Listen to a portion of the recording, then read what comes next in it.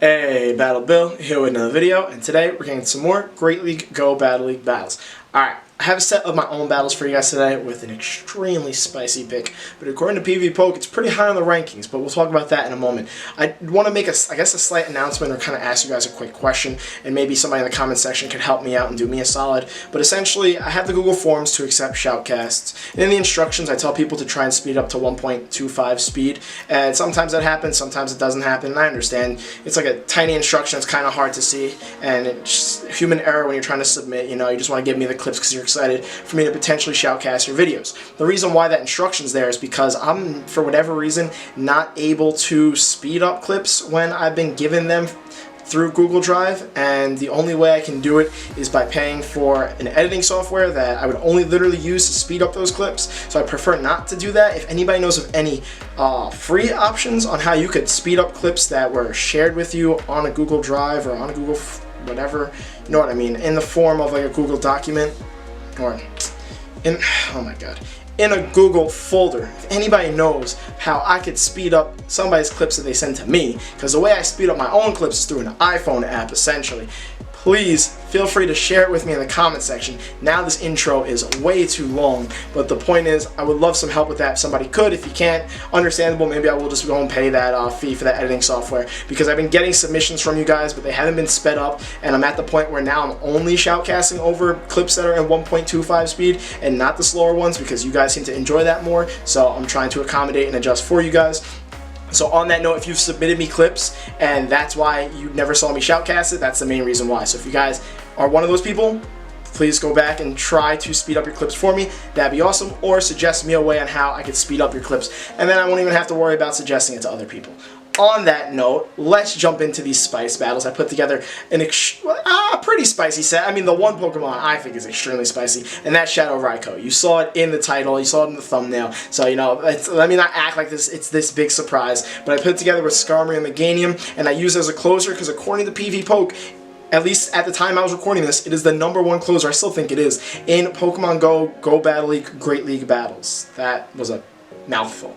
Either way, if you're excited for these spice battles and for this spice mon, please don't forget to like, comment, subscribe, and let's finally get into this set. So, when putting together this team, I kept on flip-flopping, because I've done more than just this set with this team. I kept on flip-flopping between Meganium or Skarmory as a lead, and it always depended on what the meta was looking like and what I could potentially catch. And what I was noticing was a lot of Galarian Sunfist leads, so I was like, you know what, let me not lead Skarmory. Of course, getting into this first match, leading Skarmory would have been beautiful, because I'd be going up against Toxicroak with my Skarmory, so I pull a beautiful swap, get my Skarmory onto their charge from their Toxicroak. It ends up being a double resisted Sludge Bomb, because I did not want to play that bait game and potentially lose it with my Meganium. And then they swap into an Azu to deal with my Skarmory, which makes sense because of the fact that my Meganium would deal with their Azu pretty well. So I'm just going to throw as many Sky Attacks as possible. You'll notice I am still running Flash Cannon on my Skarmory just because of the fact that Double Grass or Grass Hole with Bastiodon is running rampant, and I would love to have something that can deal damage to potential Bastiodons, and having Brave Bird does not allow that. So now you'll notice I just got hit by that Hydro Pump. I want to save shields for Raikou in the back because it's super glassy. It was glassy even without it being a shadow. It being a shadow just makes it that much more glassy. Plus, I knew I could bring a Meganium here and over farm. I'm pretty much at 2 Frenzy Plants, so I'm throwing one right here. It ends up getting a shield, which surprised me, but it made sense because of the fact that they were at an Ice Beam and they wanted to get that off. I decide to shield the Ice Beam because of the fact that my Meganium has all that extra energy. They swap back into their Toxicroak. I'm going to go for a Frenzy Plant here. I built up to the Earthquake because the Frenzy Plant's not going to one-shot, the Earthquake would, and they end up using their last shield. So now I'm just like, you know what, let's get them to use their energy because I want Raikou to try and sweep endgame. So they throw a Mud Bomb. I actually decide to shield that though because of the fact that the Toxicroak is just has a little bit too much more health than I prefer. I want to be in farm range so the Raikou can deal with the Azu and whatever his third Pokemon is. So I get that Toxicroak in farm range, bring in Raikou, Thunder Shock it down, only take a couple counters, but notice how much damage they've already done. They bring in a Sableye, and what you might think is, why not go with the neutral Shadow Ball? Well, Raikou is getting stabbed on the Wild Charge, and Sableye's not exactly the tankiest, so I overfarm a bit, throw the Wild Charge, takes out the Sableye one shot. Because I overfarmed, I get to the next wild charge before their Azu can get to a charge move, and this is why Raikou is one of the best closers in the game. Just completely swept his backline once it was able to get a little bit of energy advantage. Now, you might be wondering why I'm running Raikou with the quick move of Thunder Shock instead of Volt Switch, because Volt Switch charges energy pretty well, either almost as good as it or slightly below Thunder Shock, but then deals a ton more damage. The issue is it's just a 4-turn move and it's so clunky. And the last thing I want with my Raikou in an endgame situation is for me to over-tap and miss out on a potential charge move because I threw an extra Volt Switch by mistake and didn't get my charge move off. Getting into this next match, I used Raikou as a save swap and this was a mistake. This I should not have done. I also could have gone for the Shadow Ball here and probably one-shot the Drift Bloom, but at the same time I wanted to be energy efficient, so I decided to throw the Wild Charge. I also thought they might shield and they decided not to. I thought maybe they want to commit to Switch, so I was like, you know, let's be energy efficient, and wasn't my best decision. And we'll see late game why this was also a mistake and why I should not have swapped in Raikou to deal with the Drift Bloom when I have a Skarmory who would have dealt with the Drift Bloom just fine. So luckily I am able to get off 3 wild charges here, even though my defense is super low after throwing the first 2. Pretty much I think at the lowest it could possibly be. And now they throw a counter, take out my Raikou, but I got shields, got the Obstagoon low. Things are looking pretty good. I go into my Skarmory here. They're going to throw a charge move. I wanted to save my... Why did I save my Meganium in the back? Oh, because the Drift Bloom was already down. So I was like, you know, Meganium will probably be good for their last Pokemon. I highly doubt they have 2 flyers or anything along those lines. That was my thought process, which is why I saved Meganium. I was expecting maybe something like Azu in the back. And they get off 2 Night Slashes, and it ends up being their own Skarmory. So this is where I made that mistake. In my mind, I know going into this set, I want to use Raikou as a closer. So all I had to do to win this match was after...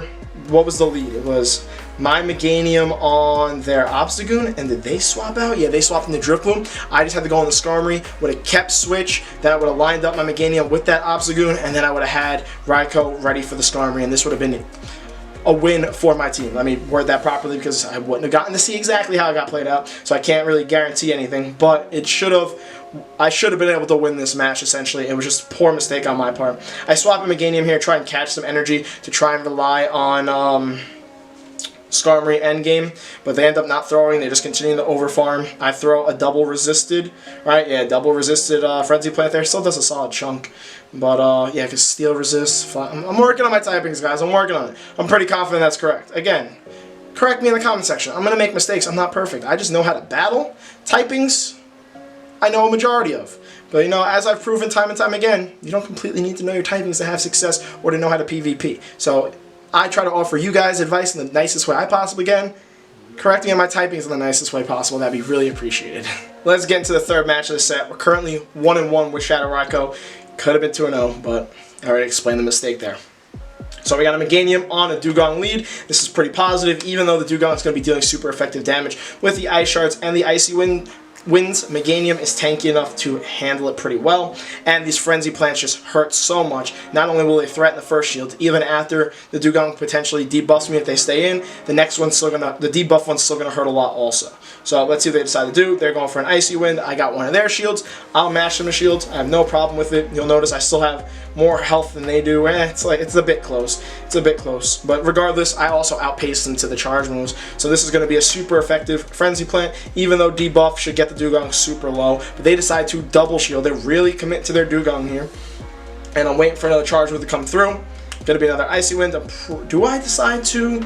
Yeah, I do decide to commit to just winning out lead, even though I'm giving up my shields that I really wanted to save for my Raikou. And then I overcharge because I knew I was in an advantageous situation, and they pull a swap on my overcharge, which was a solid play by them, but I was just not happy about it. Luckily, I have Skarmory to hard wall this Toxicroak, so we can throw as many Mud Bombs and counters as I'd like, and I will be able to completely farm it down, so if the Dugong comes in, I can just chuck a Sky Attack at it. But let's see how this ends up playing out. I'm just going to completely farm down the Toxicroak here. I'm going to wait to see if they do bring the Dugong in or something else. Ends up being the Dugong, so what that also tells me is that whatever they have in the back doesn't really want to see my Skarmory, so they're using Dugong as a shield. But now, because that Sky Attack didn't really take it out, I was able to pretty much get a good chunk of that energy back that I just used. And their last Pokemon ends up being Mew, so I'm sitting in a nice spot. I'm going to throw a Sky Attack here.